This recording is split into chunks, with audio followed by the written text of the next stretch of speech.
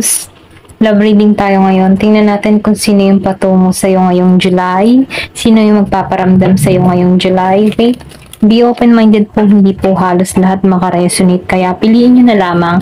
And thank you nga po pala sa mga nag-subscribe, lalo na sa mga bumabalik. Marami pong salamat. Start na tayo. Sino yung parating sa'yo ngayong July? Sino yung magpaparamdam sa'yo ngayong July? Pwedeng new person or pwedeng past person, okay? Give me the message. Sino yung parating at magpaparamdam sa'yo ngayong July? Give me the message. Sino yung parating at magpaparamdam sa'yo ngayong July? Ayan, ang dami naman. Okay. Ulitin natin. Give me the message. Sino yung magpaparamdam sa'yo ngayong July or tutungo sa'yo ngayong July?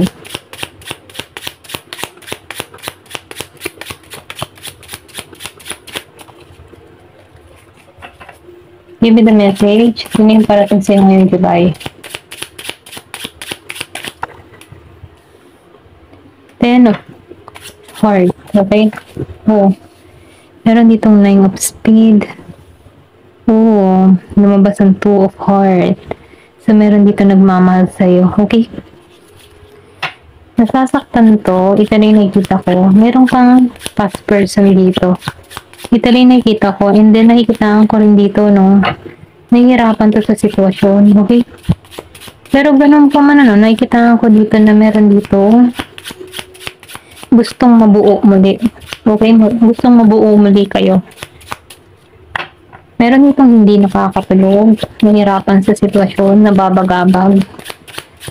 So, nakipili ko dito, meron ka ditong past. Ito rin nakikita ko. And then, yung iba naman sa inyo, no, nafe-feel ko dito, meron kang new person. Meron itong kikilalanin ka. Ito rin nakikita ko. So, 6 of Hearts. Nakikitaan ko rin dito, no. Meron ditong yung bantibo na magsimula. Okay? Gusto nitong magsimula. Muli kayo dito. Ito rin nakikita ko. Meron ditong hindi mo pinapansin. Meron ka ditong dineded na. So, nakikita ko dito, once na dineded mo tong tao na to, no, mas lalo siyang nahihirapan sa kanyang sitwasyon. So, meron ka mang person dito na Gemini, Aquarius, yung Libra, na yan. And then, nakikita ko rin dito, no, meron ditong tutungo, okay? Meron ditong kikilos, patungo sa'yo.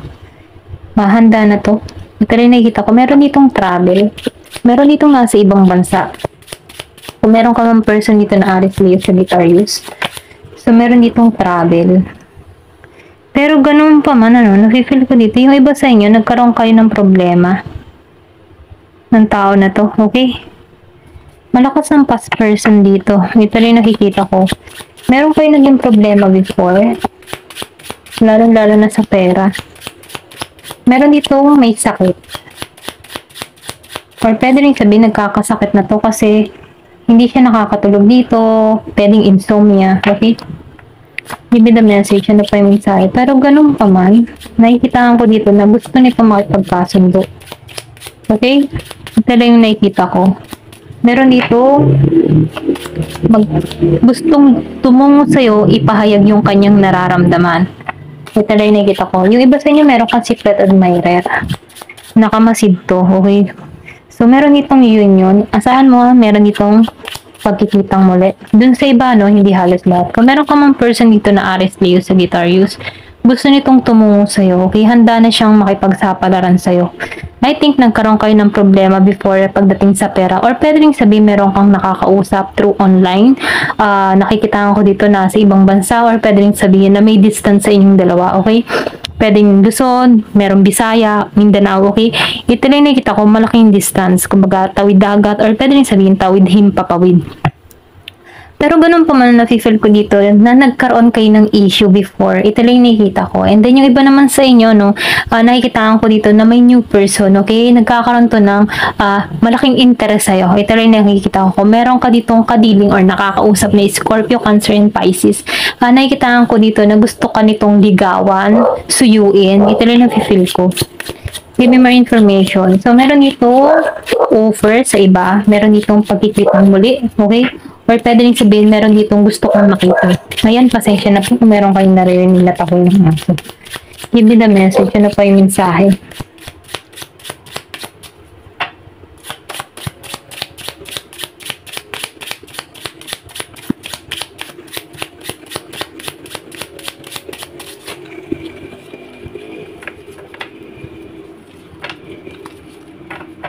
Give me the message. Ano pa yung mensahe?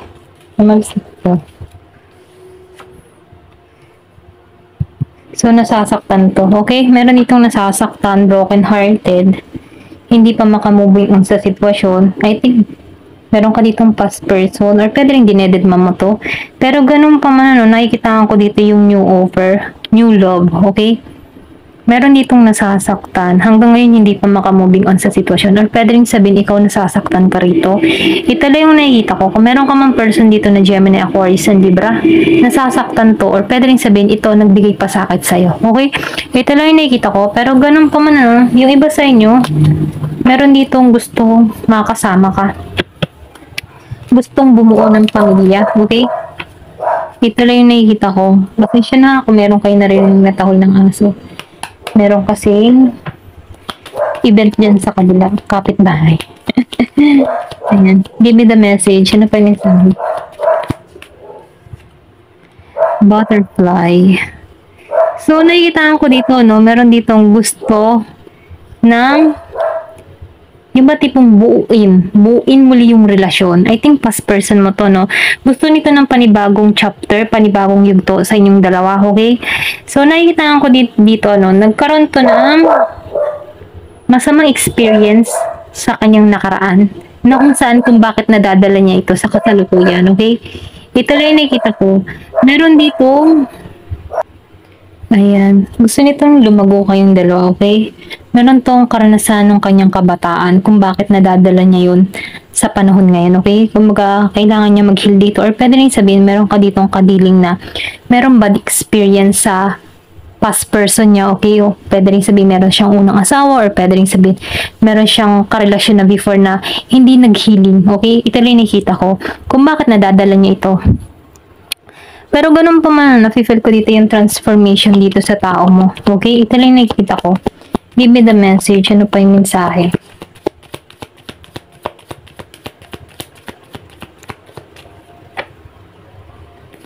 Give me the message. Ano pa yung mensahe? Meron ditong addiction. So, nakikita ko dito, meron ditong codependent, okay? Meron ditong umaasa, or pwede sabihin, umaasa to sa'yo, okay? Meron ditong obsession, kumbaga, controlling, or pwede rin sabihin, meron ditong binalak. Pwedeng may binalak ka dito. Ito lang yung nakikita ko. I think past person mo, meron kang binalak sa past person mo. Ito lang yung nakikita ko. Give me the message.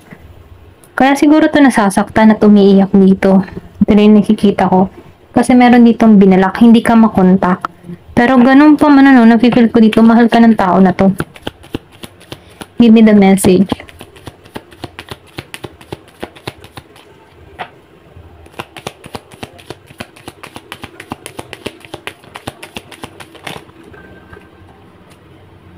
Sunglass. So, nakikita ko dito, meron ditong tumitingin. Pwedeng meron ka ditong stalker, or pwedeng sabihin na nakafocus to sa'yo. Ito lang yung nakikita ko. Pwedeng meron tong dami account, okay? Meron ditong tumitingin, or pwedeng sabihin new person to. Meron ditong nakasubaybay sa'yo. Ito lang yung nakikita ko. Give me the message. Ano pa yung mensahe? Pwede meron ka mga ginagawa sa social media, nakikita nito yung mga gawa mo. And then, nakikita ko dito, meron nakasubaybay sa'yo. Okay? May nag-stalk. Karmic relationship. So, nakikita ko dito, meron ka ditong past person na karmic mo. Ito lang nakikita ko. Kumbaga, sobrang toxic lang nito. Okay? So, ikaw nakikita ko dito, natutunan mong palayain yung sarili mo dito at hinayaan mo na lang to, okay? So, ikaw nakikita ko dito na itong karmic na to, ito yung nagturo sa'yo kung bakit minamahal mo na yung sarili mo, kung bakit nagkakaroon ng transformation para sa sarili mo. Meron itong nagmamatsyag sa'yo dito. Ito lang yung nakikita ko. So, meron ka ditong person na naka-codependent, okay? Nakadepende sa'yo. Pwede rin sabihin sustento kung meron kayong anak nito. Ito lang yung nakikita ko. Meron ka man ditong past person, ano, meron kayong anak nito, or pwede rin sabihin unang asawa mo, okay? Ito na nakikita ko, or pwede rin sabihin merong unang asawa yung person mo dito. Okay? Nakadepende sa kanya dito. Ito na yung nakikita ko. Meron ditong involved na ibang tao, okay? Ito na yung nakikita ko dito. Give me the message, ano pa yung mensahe?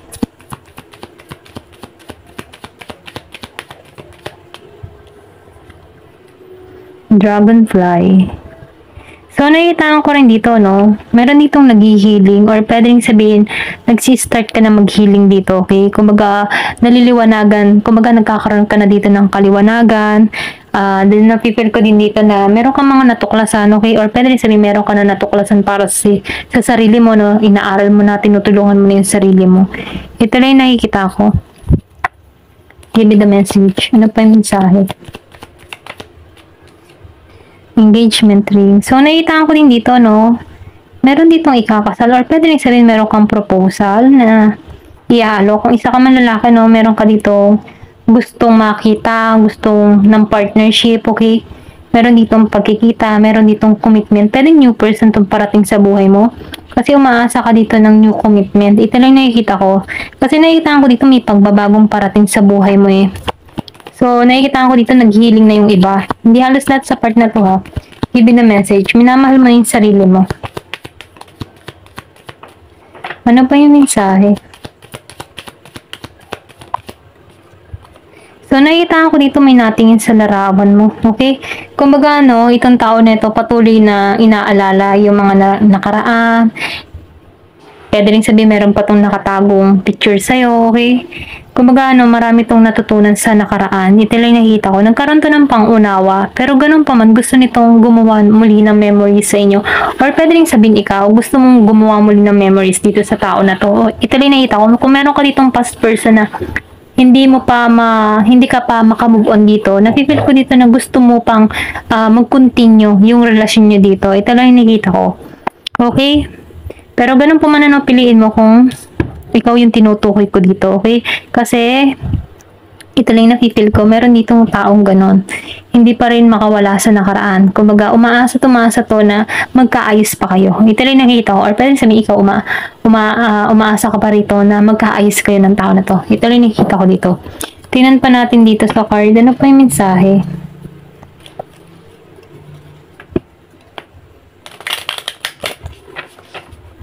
Give me the message. Ano pa yung mensahe? Sino yung parating pa? Ayun, nagsip ko. Love code. So, nakita ko dito na meron dito magme-message. Meron nag-iisip sa'yo, okay? Kung baga gusto niyo pang ipahayag yung kanyang nararamdaman, pwede rin sabihin meron biglang tumawag sa'yo. Ayan, may magmensahe. Or pwede rin ikaw, meron ka ditong gustong i-message, okay? Meron kang iniisip na tao dito, gusto mong ipahayag yung iyong nararamdaman. Okay, vice versa dito. Give me the message. Ano pa yung mensahe? Girl with the snake. So, nabifeel ko dito, meron ditong ahas or umahas dito. Kumbaga, nakikita ko dito, ginamit ng tao nito yung pang-aakit. Kung meron ka mang person dito na naakit, okay, or pwede rin sabihin, meron ditong naging dahilan kung bakit kayo nagkahiwalay dito. Meron ditong umahas. Ito lang yung nakikita ko. Meron itong Year of the Snake. Kumbaga itong tao na ito ginagamit yung charm niya para makuha yung person mo. Or pwede rin sabihin na meron ditong ganun, okay? Pwedeng ikaw, meron ditong yung matipo na meron kang inalisan or meron kang kasi napifeel ko dito meron ditong umahas eh. Or pwede rin sabihin meron kang natukso, okay? Yung iba no, hindi halos lahat. Kung ikaw man ito or yung person mo, okay? Meron ditong involved na gumulo sa eksena nyo. Ito lang nakikita ko, meron ditong umagitna. Kumbaga, no, nakikita ko dito, kaya naman niyang i-handle tong sitwasyon, pero nagpatangay siya sa tukso, okay? Maybe, dahil yung matipo na kapag ang manok ay tinapunan mo ng palay, tutuka lang to. So, napipil ko, tumuka to. Ito lang nakikita ko. So, pwedeng nahuli mo to. Ito lang yung nakita ko. Meron ditong nahuli. Ayan, kaya bigla dito nagkalayo. Meron nasasaktan. Ayan, ito lang yung nakikita ko dito. So, meron ditong talking. So, meron dito nag-iintay ng mensahe galing sa'yo. Meron dito, gusto ka pang makilala. I think, new person tong isa. Ito lang yung nakikita ko. Meron dito gustong, kumbaga, nagkaka-interest to sa'yo. Gusto ka pa nito makilala. Gusto ka nitong tawagan, ganun. Ito lang yung nafe-feel ko. Gusto nitong ipahayag yung kanyang nararamdaman. Pwede meron ka nakakausap ditong new person, yung iba sa inyo. Give me the message. Ano pa yung mensahe? Camera.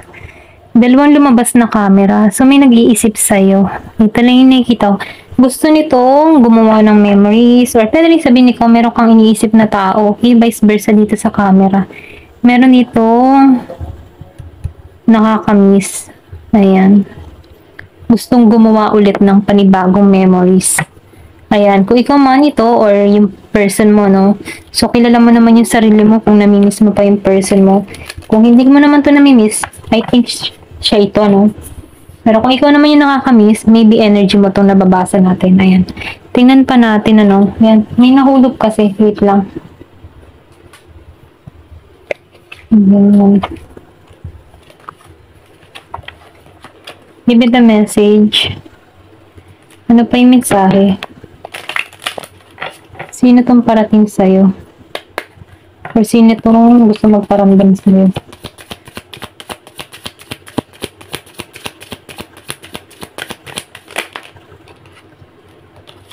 So, nakikita ko dito, nakapokus ka sa finance mo at sa karera mo. Okay, sa financial mo, sa paglago mo. So, ikaw, nakikita ko dito, minamahal mo na yung sarili mo. Okay? Kumaga dun ka nakatuon sa inuuna mo munang mahalin yung sarili mo. Pero ganun pa man, ano, meron pa rin dito na passion na parating. So, sinasabihan ka dito, i-allow mo pa rin na magmahal muli. Ito rin nakikita ko. Kumaga, no, meron ditong parating na bago magmamahal. Ayan. Give me the message. Meron itong masidhing nararamdaman sa'yo. So, sinasabihan ko dito, hayaan mo na mga kaibigan mo tumulong sa'yo, okay? Or pwede rin sabihin, magkwento. Ayan, magkwento ka sa malapit mong kaibigan, pwedeng sa magulang mo, kung ano ba yung may tutulong sa sitwasyon mo, okay? Para na sa ganun, mapayuhan ka dito. Para hindi ka makagawa ng isang desisyon na pagsisisihan mo sa bandang huli. Maybe ito na yung time para humingi ka ng tulong sa mga matatanda na magaling magpayo. Ayan. Give me the message. Ano pa yung mensahe? So, nakikita ko dito, meron dito relihiyoso, religyosa. Kumbaga, nakikita ko dito na maybe nakatuon ka ngayon sa spiritual path mo. Kaya mas minamahal mo na yung sarili mo. Yung iba sa inyo, no, nakikita ko yung gano'n. Ganito dito. So, true love. Ito yung parating sa'yo, true love. Kumbaga, no, ito yung romansa sa panghabang buhay. Merong ditong parating sa'yo. The more na minamahal mo yung sarili mo, the more na to palapit sa'yo, okay? So, ikaw, nakikita ko dito na mahalaga para sa'yo yung relihiyoso. Yung bang may takot sa Diyos, kasi nakikita ko dito, once na may takot sa Diyos, mapapanatag ka, okay? Kasi, alam mong hindi ka nito lolokohin, ganon. Ito rin nakikita ko, kumbaga, no, kung magmamahal kang muli, nakikita ko dito na gugustuhin mo yung merong takot sa Diyos. Ayan. Ito lang nakikita ko or mahalaga para sa'yo yung relihiyoso at relihiyosa. Ganyan. Ito lang nafe-feel ko sa'yo. Ano. Ayan. Hanggang dito na naman po. Thank you for watching. Love and peace.